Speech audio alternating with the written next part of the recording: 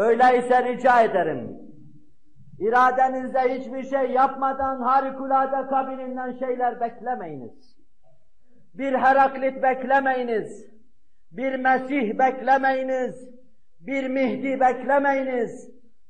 Siz size ait malzemeyi kullanmadıktan sonra bir şey beklemeyiniz. Allah kanunu sübhanesini değiştirecek değildir. Peygamberi ve peygamberleri için değiştirmediği kanunu sizin için değiştirecek değildir. La tebdile li halqillah, zâlike dinul kayyim. Kadimden beri devam ede gelen yol yöntem budur. Şeriat-ı fıtriyede adat-ı ilahi budur. Allah'ın kanunlarında değişme yoktur. Nebi dahi olsa dişi kırılacaktır. Yüzü yarılacaktır. Aç susuz bırakılacaktır.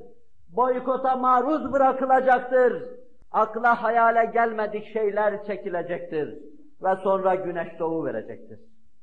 وَزُلْزِلُوا حَتَّى يَقُولَ الرَّسُولُ وَالَّذ۪ينَ آمَنُوا مَعَهُ مَتَى نَصْرُ اللّٰهِ. Sarsılacaklardır. O kadar sarsılacaklardır ki Nebi ve iman edenler ne zaman Allah'ın yardımı diyeceklerdir. Bir lokma ekmek bulamayacaklar. Susuzluklarını giderecek bir yudum su bulamayacaklar.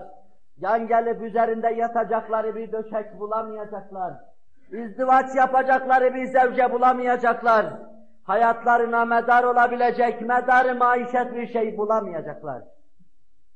Ferden ferda, insan olarak kendilerine ait her şeyi kullanacak ve tükenecekler.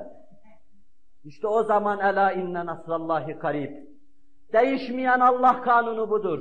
Ela inne nasrallahi karib. Dikkat edin, Allah'ın yardımı yakındır. Zira siz tükendiniz.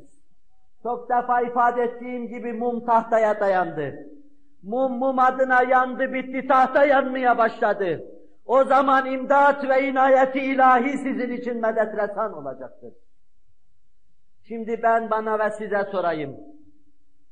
Şahsi ve dünyevi hayatımıza ait irade adına sarf ettiğimiz şeyi sarf ettiğimiz kadarıyla acaba yüzü ekşi ve abuz çehresiyle karşımıza çıkan 20. asırdaki içtimaimizin değişmesi için sarf ettik mi?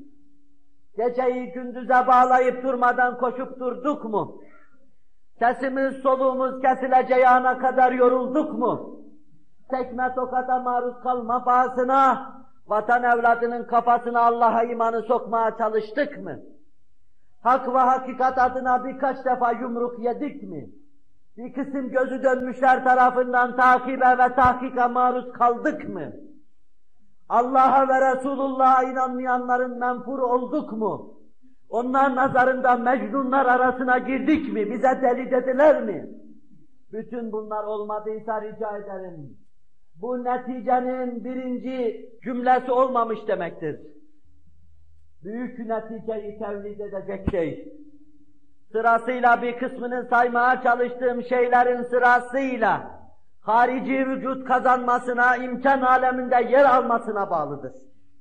Siz size ait şeyleri yaptıktan sonra Rabbi Kerim kendisine ait daire-i uluhiyetine has keyfiyetten münezzeh keyfiyetle tecellide bulunacak, zuhurda bulunacak, karanlık günlerinizi aydın kılacaktır inşallah Teala.